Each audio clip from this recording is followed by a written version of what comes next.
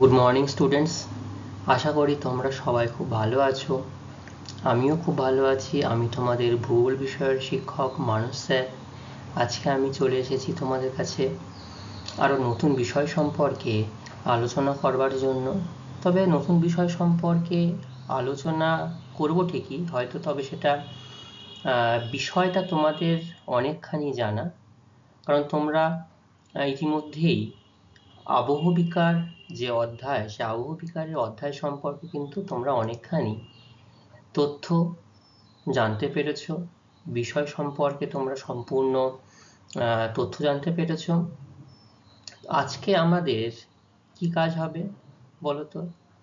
বাহ, তোমাদের বন্ধু খুব ভালোভাবেই বলতে পেরেছে, সে যেন সঠিক ধরতে পেরেছে। সেটা হলো, আজকে আমরা এই যে আবহবিকার অধ্যায়, তোমাদের পঞ্চম অধ্যায়ের আবহবিকার, এই আবহবিকারের বিভিন্ন যে প্রশ্নাবলীগুলো রয়েছে, কয়েকটা বই থেকে যে অনুশীলনীগুলো রয়েছে, সেই অনুশীলনীগুলো থেকে কিন্তু আমরা প্রশ্ন উত্তর সমাধান করব। ঠিক যেমনভাবে আমরা কিছুদিন আগে তোমার দুর্যোগ এবং বিপর্যয় তার অনুশীলনী আলোচনা করেছি অধ্যায়ের শেষে। আজকেও আমরা অধ্যায়ের শেষে এই আবহবিকার অংশের যে গুরুত্বপূর্ণ প্রশ্নাবলীগুলো অনুশীলনী রয়েছে, সেই অনুশীলনীগুলো আমরা একটু আলোচনা করে নেব। তাই সেই জন্য তোমরা দেখবে যখন আবহবিকার অংশটা তোমরা আলোচনা করেছিলাম, আমরা পড়াশুনো করছিলাম, তোমরা এখান থেকে অনেকগুলো তথ্য, অনেক জিনিস সম্পর্কে তোমরা কিন্তু জানতে পেরেছো, বুঝতে পেরেছো। ঠিক আছে? তো সেই জন্য আমি বলবো যে এটা কিন্তু তোমাদের পরীক্ষার প্রস্তুতির জন্য বা যে কোনো সময় যে কোনো প্রশ্ন, কি প্রশ্ন হতে পারে একটু ভুলে গেলেও, তোমরা যদি এগুলোকে খাতায় সঠিকভাবে নথিবদ্ধ করে রাখো, তাহলে তোমাদের পরবর্তীতে খুঁজে পেতে একদমই অসুবিধা হবে না। খুব সহজেই তোমরা জিনিসগুলোকে খুঁজে পাবে। ঠিক আছে? তাহলে আমরা শুরুতেই একটু আলোচনা করে নেব আবহবিকার। তাহলে তোমাদের আবহবিকার যে অধ্যায় তোমাদের সম্পূর্ণ মনে আছে আশা করি। আমরা আবহবিকার অধ্যায়ে কি কি বিষয় আলোচনা করেছিলাম একটু যদি আমি জাস্ট একটু খুব সংক্ষেপে বলি, তাহলে হয়তো তোমাদের অনেক কিছু মনে আসবে। কি কি? যে আবহবিকার, যে আবহাওয়ার বিভিন্ন উপাদানের জন্য বা বায়ুমণ্ডলীয় বিভিন্ন কার্যাবলীর জন্য কোনো শিলাস্তরের অংশ যদি ক্ষয়প্রাপ্ত হয়ে যায় বা ক্ষয়ে যায়, কিন্তু নির্দিষ্ট স্থানে পড়ে থাকে, তাহলে তাকে আমরা আবহবিকার বলবো। তাই তো নাকি? তো আবহবিকারের সঙ্গে সঙ্গে আমরা আবহবিকারের ক্ষয়জাত পদার্থগুলোকে নিয়ে চলে যায় ক্ষয়ীভবন, অপসারণ হচ্ছে। তারপরে অভিকর্ষ টানের জন্য বা মাধ্যাকর্ষণ টানের জন্য পুঞ্জিত ক্ষয় হয়, নগ্নীভবন হয়, এগুলো সবই আমরা জেনেছি। তারপরে আবহবিকার, তার শ্রেণীবিভাগ কি ছিল? শ্রেণীবিভাগ, আবহবিকারের শ্রেণীবিভাগ মূলত তিনটি: যান্ত্রিক আবহবিকার বা রাসায়নিক আবহবিকার, আর 3 নম্বর জৈব আবহবিকার। খুব ভালো বলেছো তোমরা। এর মধ্যে আবার যান্ত্রিক আবহবিকারের 4টি ভাগ রয়েছে, যে ক্ষুদ্রকণা বিসরণ রয়েছে, স্বল্পমোচন, আর রয়েছে তুষার কার্যের দ্বারা ক্ষয়কার্য। ঠিক আছে? আচ্ছা, আর রয়েছে প্রস্তরচায় খণ্ডীকরণ, এরকম ভাবে রয়েছে। আবার রাসায়নিক আবহবিকার তারও বিভিন্ন শ্রেণীবিভাগ রয়েছে: অঙ্গার যোজন, যেটা কার্বনেশন বলা হয়, অক্সিডেশন, জারণ, তারপর হাইড্রোলিসিস, আর্দ্র বিশ্লেষণ, জল যোজন, এইগুলো রয়েছে। জৈব আবহবিকার, তার সেটাও প্রাণীদের দ্বারা জৈবিক আবহবিকার, উদ্ভিদ দ্বারা জৈবিক আবহবিকার, সেগুলো সম্পর্কে ইতিমধ্যে আমরা জেনেছি। আরও জেনেছি যে এই মৃত্তিকা সৃষ্টি হতে গেলে একদম প্রাথমিক পর্যায় হচ্ছে কি? আবহবিকার। আর আবহবিকার আবহবিকার সৃষ্টিজাত যে পদার্থ, সেটা হচ্ছে রেগোলিথ। তো রেগোলিথ থেকেই তারপরে ধীরে ধীরে মৃত্তিকার সৃষ্টি হয় বা মৃত্তিকা হয়। ঠিক আছে? আচ্ছা, এটা একটা গেল। আর আমরা মৃত্তিকার বিভিন্ন সংরক্ষণ পদ্ধতি এবং মৃত্তিকা যাতে ক্ষয়ে না যায় তার বিভিন্ন পদ্ধতিগুলো সম্পর্কে আমরা আলোচনা করেছি। তো এই যাবতীয় এই যে অধ্যায় সম্পর্কে আমরা আলোচনা করলাম, এইখান থেকে এবার গুরুত্বপূর্ণ প্রশ্নগুলো কিন্তু আমরা একটু জেনে নেব, এবং যদি তোমাদের কোনো প্রশ্ন বুঝতে অসুবিধা হয় আমাদেরকে জিজ্ঞাসা করবে, আমি তোমাদের হেল্প করব। ঠিক আছে, তোমরাই কিন্তু উত্তরগুলো দেবে। তাহলে আজকে আমরা এই নবম শ্রেণীর পঞ্চম অধ্যায়ে যে আবহবিকার অংশ রয়েছে সেই আবহবিকারের প্রশ্নাবলীর অংশ শুরু করব, যেটা হচ্ছে প্রথম পর্ব। কেন প্রথম পর্ব? বেশ অনেকগুলো প্রশ্ন রয়েছে। বলো তো কি কি প্রশ্ন থাকে? আচ্ছা, প্রথমে থাকে এমসিকিউ প্রশ্ন, তারপরে শূন্যস্থান পূরণ, তারপরে সত্য মিথ্যা, তারপরে দুই এক কথায় উত্তর, তারপরে বাম স্তম্ভ ডান স্তম্ভ, তারপরে 2 মার্কসের প্রশ্ন, তারপরে 3 মার্কস, তারপরে ব্রড প্রশ্ন যেটা 3+2 বা 4+1 এরকম ভাবে দেওয়া থাকে। তো আজকে আমরা প্রথম পর্বে যতটুকু অংশ আলোচনা করতে পারবো সেই অংশটা আলোচনা করব। শুরুতে আমরা কি রয়েছে? শুরুতে আমাদের রয়েছে এমসিকিউ টাইপ প্রশ্ন, যেটা কি বলা হয় সঠিক উত্তরটি বেছে নাও, মাল্টিপল চয়েস প্রশ্ন। এই প্রত্যেকটা প্রশ্নের মান কত? নাম্বার 1 নম্বর করে। তাহলে সঠিক উত্তর দিতে পারলে 1 নাম্বার পাবে, আজকেও পাবে, এবং পরীক্ষার খাতাতেও তোমরা যদি সঠিক উত্তর দাও সেখানেও পাবে। তো প্রতিটা প্রশ্নের মান হবে 1 নাম্বার করে। ঠিক আছে, তাহলে সেইভাবে প্রশ্ন ভালো করে বুঝবে, না বুঝতে পারলে আবার পড়বে বা শুনবে, তারপরে সঠিক উত্তরটা দেবে। তাড়াহুড়ো করে দিতে চাইলে কিন্তু অনেক প্রশ্নের উত্তর ভুল হয়ে যায়। সেই জন্য তোমরা যদি এই ধরনের প্রশ্ন বারংবার প্র্যাকটিস করো তাহলে কিন্তু তোমাদের ভুল হওয়ার কোনো বা ভুল করার কোনো জায়গা থাকবে না। তাহলে অনেক কথা বললাম, এবার আমরা মূল যে প্রশ্ন আলোচনা করব সেখানে চলে আসি। আচ্ছা, প্রথম যে প্রশ্ন বলা হচ্ছে সেটা বলছে যে নিম্নলিখিত কোন শব্দটি ক্ষয়ীভবনের সাথে যুক্ত নয়? হ্যাঁ, তাহলে প্রশ্নটা ছিল নিম্নলিখিত কোন শব্দটি ক্ষয়ীভবনের সাথে যুক্ত নয়? তাহলে ক্ষয়ীভবন কাকে বলে আগে সেটা তোমাদেরকে বুঝে নিতে হবে, মাথায় আনতে হবে যে ক্ষয়ীভবন কাকে বলে। যে সেখানে বায়ুমণ্ডল বা প্রাকৃতিক যে কোনো শক্তির দ্বারা কোনো শিলাস্তর বা কোনো উঁচু স্তর যদি ক্ষয়প্রাপ্ত হয়ে যায় এবং অপসারিত হয়ে যায় তাহলে সেই পদ্ধতিকে আমরা ক্ষয়ীভবন বলি। আর আবহবিকার কি করে? নির্দিষ্ট পদার্থ ক্ষয় হয়ে সেই স্থানে পড়ে থাকে। তাহলে দেখো, ক্ষয়ীভবন হতে গেলে আমাদের কিন্তু এই নদীর কাজ, বায়ুর কাজ, হিমবাহের কাজ, প্রত্যেকটা কাজই কিন্তু ক্ষয়ীভবনের সঙ্গে সম্পর্কযুক্ত। আর এখানে বলা হচ্ছে কোনটি যুক্ত নয়, তাই না? তাহলে এখানটায় আমরা উত্তর কি পাচ্ছি? অপশন হিসাবে আমরা উত্তর পাচ্ছি আবহবিকার। ভেরি গুড, খুব ভালো বলেছো তোমরা। তাই এটা বোঝা গেল। আচ্ছা, এরপরে বলা হচ্ছে নিম্নলিখিত কোন শব্দটি পুঞ্জিত ক্ষয়ের সাথে যুক্ত? তাহলে পুঞ্জিত ক্ষয় কাকে বলা হয়? আচ্ছা, পুঞ্জিত ক্ষয় মূলত যেটা হয় পাহাড়ের পার্বত্য ঢালে অভিকর্ষজ কারণে যখন এই ক্ষয়জাত হয়ে পদার্থগুলো যেগুলো পড়ে থাকে সেইগুলো অভিকর্ষজ টানে সমতল অঞ্চলের দিকে চলে আসে, তাই না? সেটাই হচ্ছে পুঞ্জিত ক্ষয়। তাহলে এখানে কোনটা যুক্ত? অবঘর্ষ, এটা ঘর্ষণ প্রক্রিয়া। অভিকর্ষ এটা কি? মাধ্যাকর্ষণ শক্তি। ক্ষয় শুধুমাত্র ক্ষয়ে যাওয়া। আর ধস নামা, তাহলে ধস তো পুঞ্জিত ক্ষয় ছাড়াও ধস নামে। ক্ষয় নর্মালি যে কোনো পদার্থ সেটা ক্ষয় হতে পারে। তাহলে এখানটায় সঠিক উত্তর কি হবে বলতো? একদম ঠিক, সঠিক উত্তর হচ্ছে অভিকর্ষ। এটা হচ্ছে সঠিক উত্তর। ধস এক ধরনের কি? এ ধসে যায়, ধসে যাওয়া যে অংশ এটাও কিন্তু এক ধরনের ক্ষয়ীভবন। যে ক্ষয়জাত পদার্থের অপসারণ। আবহ বিকার হয় সেটা, পুঞ্জিত ক্ষয় যেটা তোমার অভিকর্ষ টানে উপর থেকে নিচের দিকে একটা আস্তরণ নেমে আসে সেটি, না সঞ্চয়, পদার্থের সঞ্চয় করে সেইটা।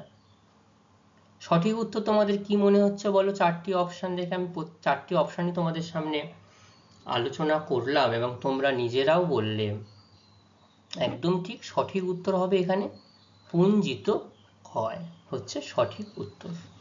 ঠিক আছে, আচ্ছা এবার বলছে পুঞ্জিত ক্ষয়ের কারণে ক্ষয়ীভবনের মাত্রা। তাহলে পুঞ্জিত ক্ষয় তোমরা জানো, আবার একটু মনে করলে পুঞ্জিত ক্ষয় তাহলে কাকে বলে। এই পুঞ্জিত ক্ষয় হলে ক্ষয়ীভবনের মাত্রা বাড়ে না কমে না একই থাকে না কোনোটি প্রযোজ্য নয়? তোমাদের কি মনে হচ্ছে? হ্যাঁ, ক্ষয়ীভবন তাহলে সেই পদার্থে কি হচ্ছে, দ্রুত অপসারণ হচ্ছে, সেই জায়গাটার ক্ষয় হচ্ছে। তাহলে দ্রুত অপসারণ হলে কি এটা কি বাড়ছে না কমছে? বাড়ছে। তাহলে সঠিক উত্তর কি হবে? ক্ষয়ীভবনের মাত্রা বাড়ে। ভেরি গুড, খুব ভালো কথা বলেছো তোমরা, একদম সঠিক। এবার 5 নম্বর বলা হচ্ছে অভিকর্ষের টানে আবহ বিকারগ্রস্ত পদার্থের নেমে আসা। এই যে অভিকর্ষজ বল, ওই অভিকর্ষজ বলের জন্য আবহ বিকারগ্রস্ত পদার্থ কি নেমে আসে, সেই অংশকে কি বলা হয়? এতক্ষণ আমরা তো আলোচনা করলাম। আচ্ছা, প্রথমে ক্ষয়ীভবন অপশন রয়েছে। ক্ষয়ীভবনের জন্য কি আবহ বিকারগ্রস্ত পদার্থের নেমে আসে, তাও আবার অভিকর্ষের টানে। তাহলে অভিকর্ষজ কোন ক্ষয় কার্যের সাথে যুক্ত সেটা মাথায় আনতে হবে। ক্ষয়ীভবন ক্ষয় করে শুধু অপসারণ করে। সঞ্চয়, এটা শুধুমাত্র তাহলে কোনো পদার্থের সঞ্চয় হয়, তাহলে পদার্থ নেমে আসাটা নিশ্চয়ই সঞ্চয়ের সাথে যুক্ত নয়। যুক্ত কি নয়।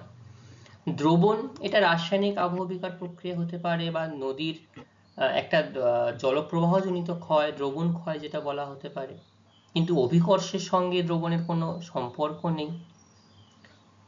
পুঞ্জিত ক্ষয়, পুঞ্জিত ক্ষয় সেটা হচ্ছে যে এটাই দেখো একমাত্র অ্যাপ্রোপ্রিয়েট, যেটা অভিকর্ষের টানে আবহ বিকারগ্রস্ত পদার্থ নিচের দিকে নেমে আসে তাকে পুঞ্জিত ক্ষয় বলা হয়। তাহলে সঠিক উত্তর হচ্ছে পুঞ্জিত ক্ষয়।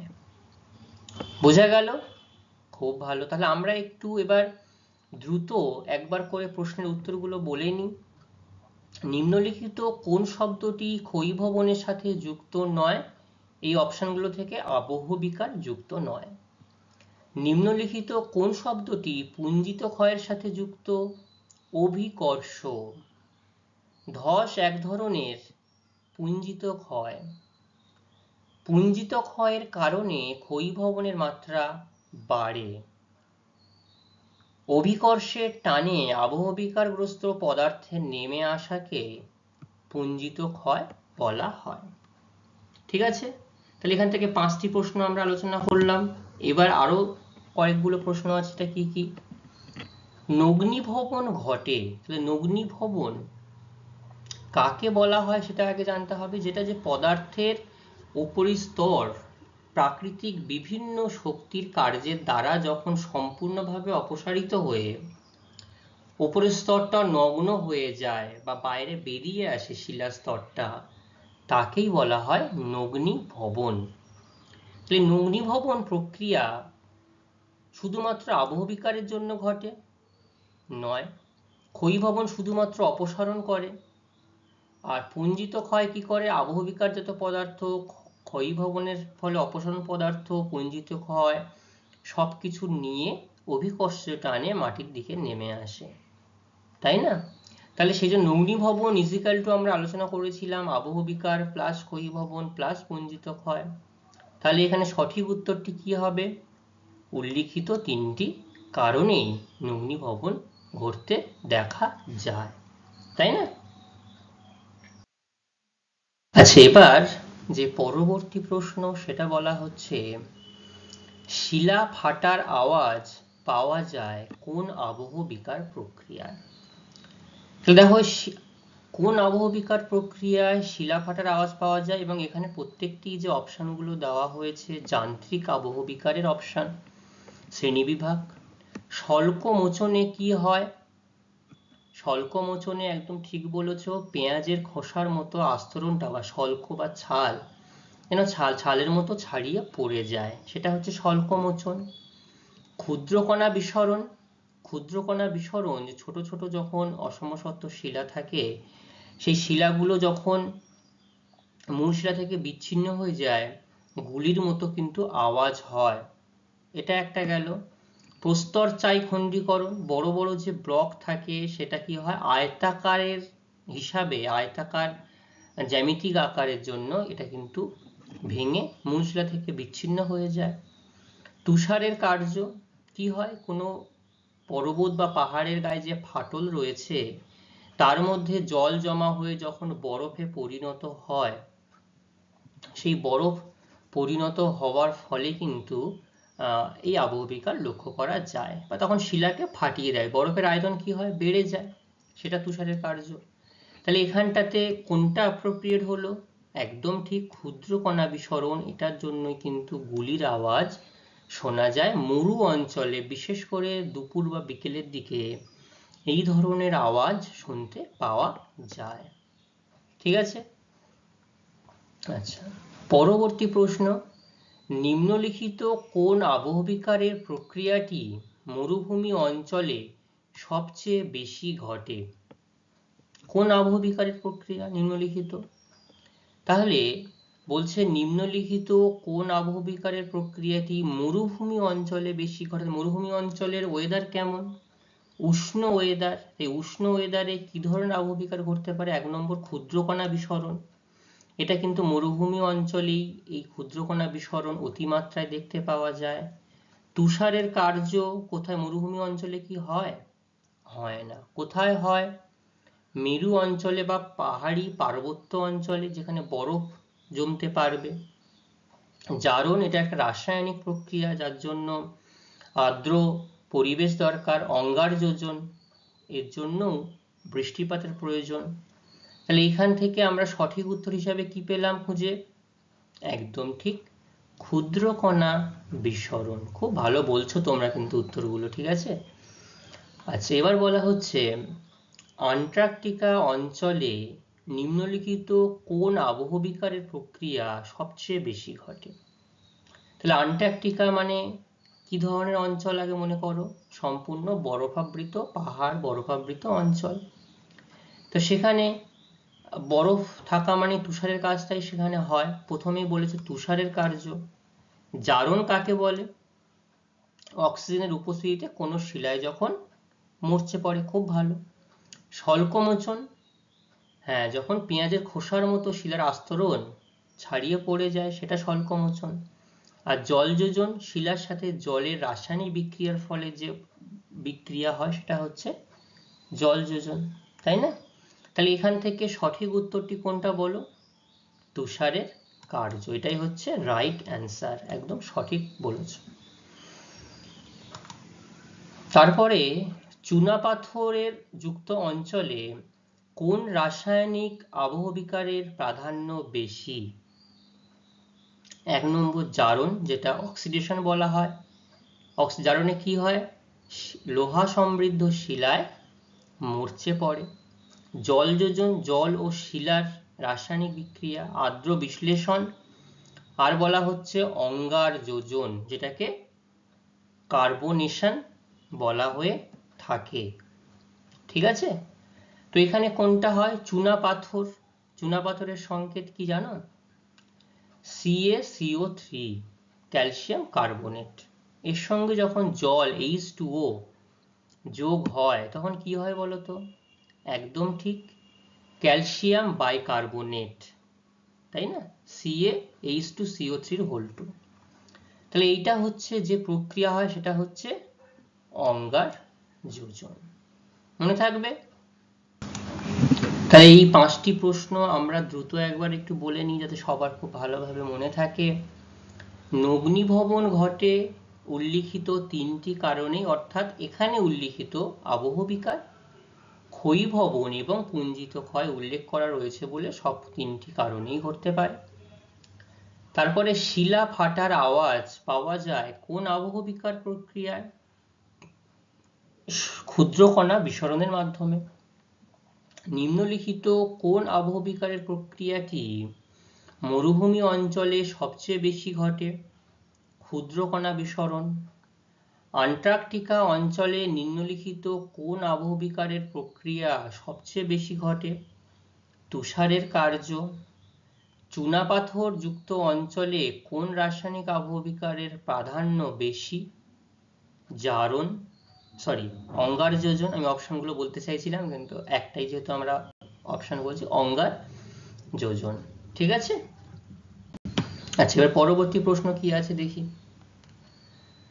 জারণ প্রক্রিয়া সবচেয়ে বেশি কার্যকরী হয় নিম্নলিখিত কোন খনিজে? তাহলে জারণ, এই জারণ প্রক্রিয়া কিন্তু আমাদের বাড়িতেও লক্ষ্য করা যায়। কিসে বলতো? বাহ, খুব ভালো, বাড়ির যে লোহার গ্রিল রয়েছে সেখানে যদি জল এবং বায়ুর মিলিত কার্যের ফলে সেখানে কিন্তু মরচে পড়ে, তাই না? তো সেই জন্য সবচেয়ে বেশি কার্যকরী হয় কোন ধাতুতে বা কোন খনিজে? লোহা।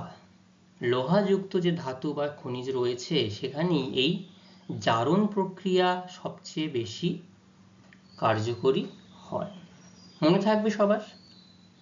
নিম্নলিখিত কোন অঞ্চলে কোন জলবায়ু অঞ্চলে রাসায়নিক আবহবিকার সর্বাধিক ঘটে? একটা নিরক্ষীয় জলবায়ু অঞ্চল বলা হচ্ছে, উষ্ণ মরু জলবায়ু অঞ্চল, নাতিশীতোষ্ণ মরু জলবায়ু অঞ্চল, আর মেরু জলবায়ুতে। তাহলে এখানে কি জানতে চেয়েছে? রাসায়নিক আবহবিকার। তো রাসায়নিক আবহবিকার হওয়ার জন্য কিন্তু আর্দ্রতার প্রয়োজন, শীতলতার প্রয়োজন। এর মধ্যে সব থেকে কোনটা তাহলে অ্যাপ্রোপ্রিয়েট? নিরক্ষীয় জলবায়ু অঞ্চল। কারণ এই নিরক্ষীয় জলবায়ু অঞ্চলে কিন্তু প্রত্যেক দিন বিকেলে কি হয়? বৃষ্টিপাত হতে দেখা যায়, 4 o'clock রেন যেটা বলা হয়। এর জন্য এই অঞ্চলে কিন্তু রাসায়নিক আবহবিকারের সর্বাধিক লক্ষণ লক্ষ্য করা যায়। উষ্ণ মরু অঞ্চলে কি হয়? সেখানে তাপমাত্রার পরিমাণ অধিক থাকে, তার জন্য এখানে যান্ত্রিক আবহবিকারের পরিমাণ সর্বাধিক হয়। নাতিশীতোষ্ণ মরু, দেখো নাতিশীতোষ্ণ মরু মানে অর্থাৎ সেখানে মরু অঞ্চলের প্রাধান্য বেশি রয়েছে। ঠিক আছে, আর মেরু জলবায়ু মানে সেখানে তুষারের কার্য দ্বারা যে যান্ত্রিক আবহবিকার সেটাই বেশি পরিমাণে ঘটতে দেখা যায়, তাই তো?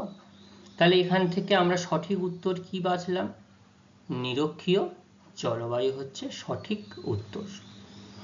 ঠিক আছে, আচ্ছা এবার হচ্ছে ক্রান্তীয় মরু জলবায়ুতে কোন প্রকার আবহবিকার সর্বাধিক গুরুত্বপূর্ণ? ক্রান্তীয় মরু, তাহলে ক্রান্তীয় মরু মানে ক্রান্তীয় যে মরু জলবায়ু অঞ্চল রয়েছে সেখানে আবহবিকার, কোন আবহবিকার সর্বাধিক গুরুত্বপূর্ণ? তাহলে এই ক্রান্তীয় মরুর তাপমাত্রা, উষ্ণতা, পরিবেশ কেমন হয় সেটা আগে একটু মাথায় আনো। একদম ঠিক, এখানটাতে তাপমাত্রার পরিমাণটা অনেকটাই বেশি এবং বেশ শুষ্ক এলাকা। তাহলে এখানটাতে যান্ত্রিক আবহবিকার হয় না রাসায়নিক আবহবিকার হয় না জৈব আবহবিকার হয় না কোনোটি হয় না? আচ্ছা লাস্ট অপশনটা একদমই বাদ, একটা আবহবিকার তো হয়। তাহলে যেহেতু এই জলবায়ুর সঙ্গে ম্যাচ করছে একমাত্র কিন্তু, বাহ খুব ভালো, যান্ত্রিক আবহবিকার। কারণ যান্ত্রিক আবহবিকারেই একমাত্র এই মেরু অঞ্চল লক্ষ্য করা যায় এবং সর্বাধিক আবহবিকার লক্ষ্য করা যায়। ঠিক আছে, নিম্নলিখিত কোন স্তরটি এলুভিয়েটেড স্তর? এটা কোথায় থাকে? মৃত্তিকাতে লক্ষ্য করা যায়। মৃত্তিকার যে সয়েল প্রোফাইল থাকে সেই সয়েল প্রোফাইলে এ বি সি ডি ও বিভিন্ন হরাইজন স্তর লক্ষ্য করা যায়।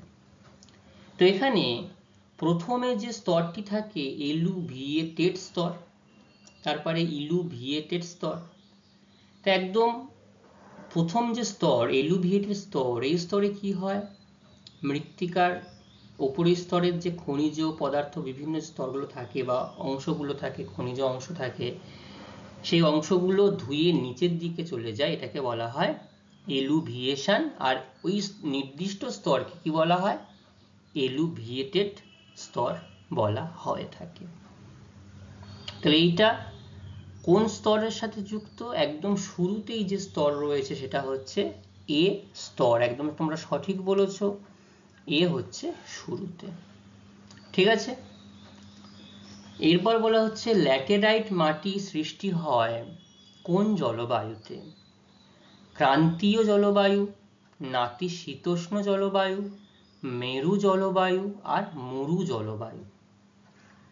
তো দেখো এখানটাতে তাহলে ল্যাটেরাইট মাটি যেটা আমরা লক্ষ্য করতে, ল্যাটেরাইট মাটি একটু লাল পরিমাণ বেশি এবং রুক্ষ হয় একটু, তাহলে ক্রান্তীয় অঞ্চল যেখানে বৃষ্টিপাত স্বাভাবিক হয় কিন্তু খুব বেশি হয় না, তাহলে ক্রান্তীয় অঞ্চলেই কিন্তু এই ল্যাটেরাইট মৃত্তিকা সবচেয়ে বেশি দেখা যায়।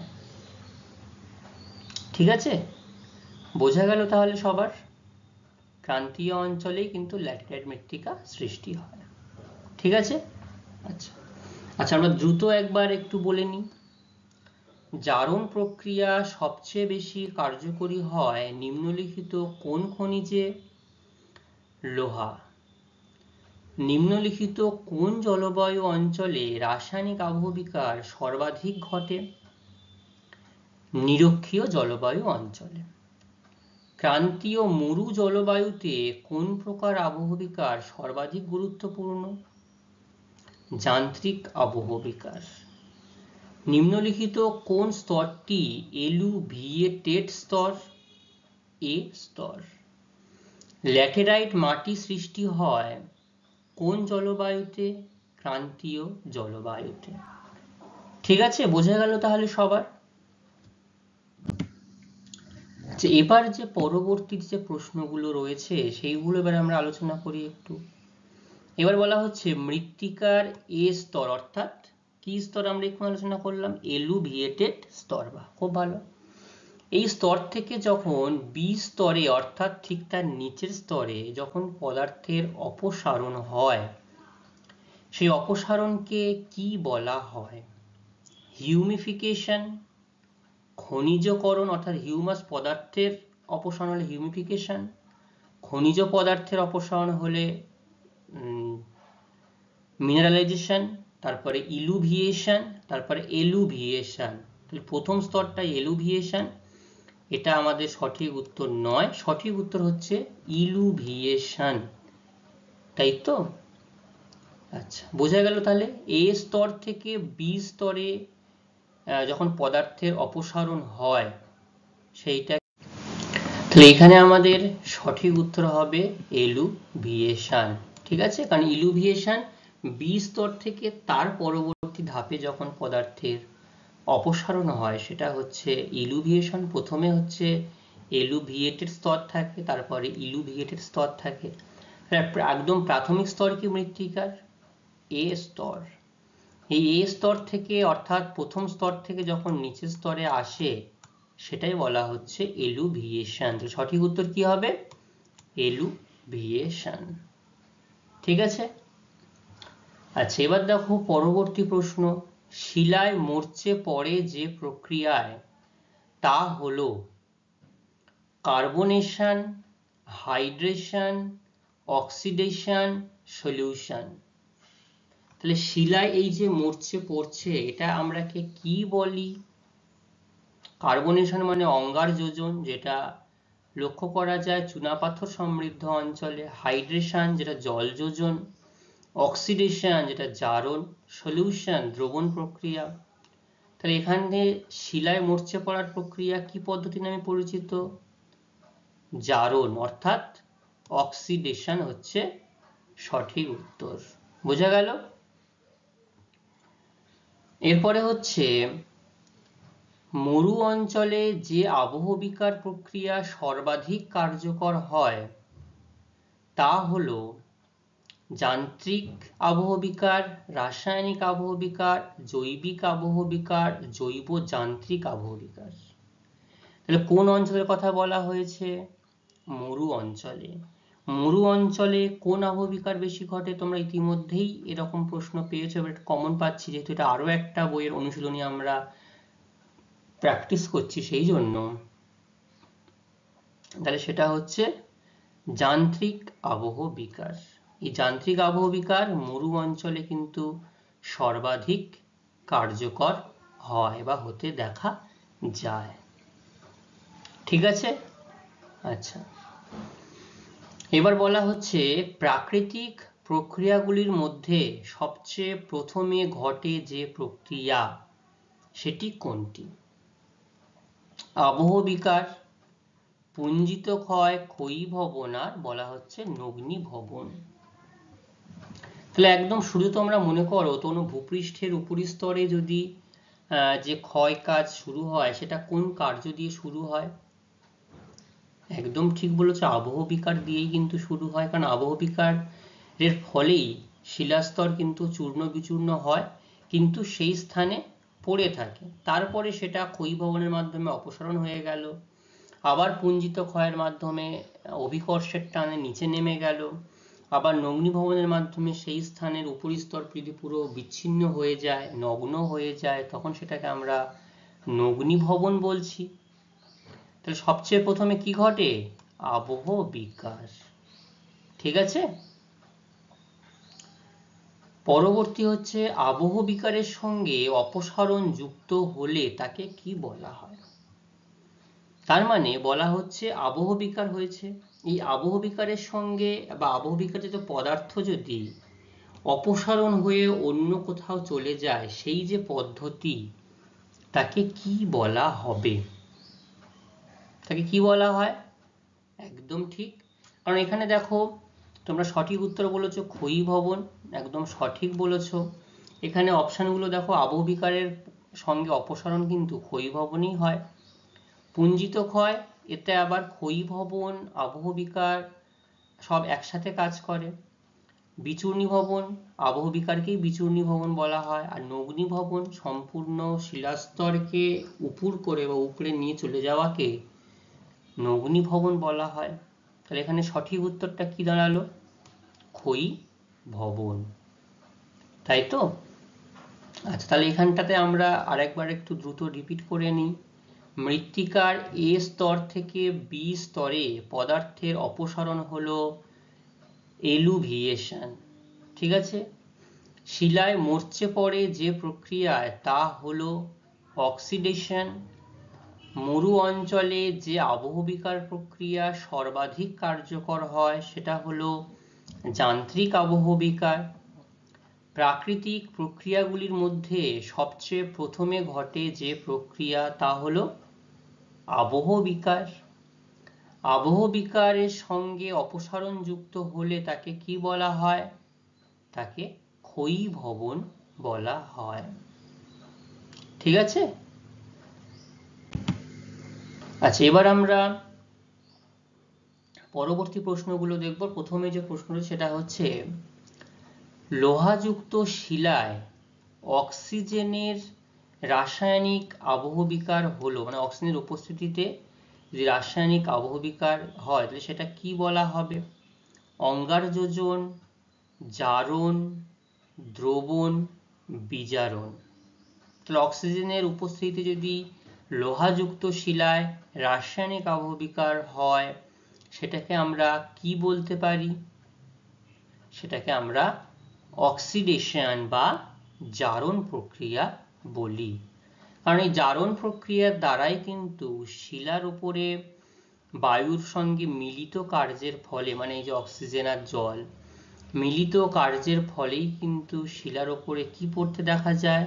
মরচে পড়তে দেখা যায়, যেটাকে জারণ প্রক্রিয়া নামে আমরা জানি। আচ্ছা, এবার বলা হচ্ছে সমসত্ব শিলায় যে আবহবিকার ঘটে, মানে সর্বাধিক বেশি ঘটে সমসত্ব শিলায় কোন আবহবিকার ঘটতে দেখা যায়? স্বল্পমোচন, এটা ছাল ছাড়িয়ে যায় যে পদ্ধতি, এটা একটা। ক্ষুদ্রকণা বিসরণ, এখানেও কিন্তু সমসত্ব শিলা ঘটতে দেখা যায়। প্রস্তরচায়ী খণ্ডীকরণ আর তুহিন খণ্ডীকরণ। তো এখানে যে অপশনগুলি রয়েছে, সমসত্ব শিলা সব থেকে বেশি পরিমাণে লক্ষ্য করা যায় এবং তার ফলে যে আবহবিকার হয় সেটা কিন্তু হচ্ছে প্রস্তরচায়ী খণ্ডীকরণ। ঠিক আছে। গণ্ডশিলার বিসরণ প্রক্রিয়া হলো কোন আবহবিকার? বলতো কোনটা গণ্ডশিলার বিসরণ প্রক্রিয়া? এটা হলো যান্ত্রিক প্রক্রিয়া, এটাই হচ্ছে গণ্ডশিলার বিসরণ প্রক্রিয়া। ঠিক আছে। পরবর্তী প্রশ্ন, মাটি সৃষ্টির প্রথম পর্যায়ে যে প্রক্রিয়া ঘটে তা হলো ড্যাশ, মানে কোন অপশনটা হবে? তাহলে খনিজকরণ কি একদম মাটি সৃষ্টির প্রাথমিক পর্যায়? নয়। জৈবকরণ? তাও নয়। এলুভিয়েশন? তাও নয়। কোনটি? আবহবিকার। কারণ এই আবহবিকারের ফলেই মৃত্তিকার প্রাথমিক যে উপাদান রেগোলিথ সৃষ্টি হয়। সেই জন্য মাটি সৃষ্টির পর্যায়ে যে প্রক্রিয়া ঘটে, প্রক্রিয়ার নাম বলেছে, উপাদানের নাম কিন্তু বলেনি, তাহলে সেটা হচ্ছে আবহবিকার। বোঝা গেল? হ্যাঁ, তোমরা কিন্তু বারংবার পড়েছো, জেনে এসছো যে আবহবিকারের ফলেই মৃত্তিকা সৃষ্টির যে প্রাথমিক উপাদান তৈরি হয় সেটা হচ্ছে রেগোলিথ। এই রেগোলিথই হচ্ছে মাটি সৃষ্টির প্রাথমিক উপাদান। ঠিক আছে। মাটি ক্ষয়ের কারণে প্রথমে সৃষ্টি হয় কোন ক্ষয়? অর্থাৎ মাটি ক্ষয়ের প্রথমে কি সৃষ্টি হয়? একদম প্রথমে এখানে দেখো রেভাইন ক্ষয়, রিল ক্ষয়, গালি ক্ষয়, ওয়াদি ক্ষয়, বিভিন্ন ক্ষয়ের কথা বলা হয়েছে। কিন্তু একদম প্রথমে যে সরু সর্পিলাকার গতিতে বা সর্পিল সরু সরু মাটি ক্ষয় হতে দেখা যায় জলের জন্য, সেটা হচ্ছে কি? রিল ক্ষয় বা নালি ক্ষয়। তারপরে গালি ক্ষয়, রেভাইন ক্ষয়, ওয়াদি ক্ষয়। এই ক্ষয়গুলো যত বড় হতে থাকে এই ক্ষয়ের নামগুলো পরিবর্তন হতে থাকে। মাটি ক্ষয় প্রতিরোধে, অর্থাৎ মাটিকে আমরা সংরক্ষণ করবার জন্য বা মাটি যাতে আবার ভবিষ্যতে না ক্ষয় পায়, একটি গুরুত্বপূর্ণ পন্থা হলো মালচিং, ঝুম চাষ, বৃক্ষছেদন, পশুচারণ। মালচিংটা কি পদ্ধতি মনে আছে তোমাদের? বলো দেখি কার মনে আছে।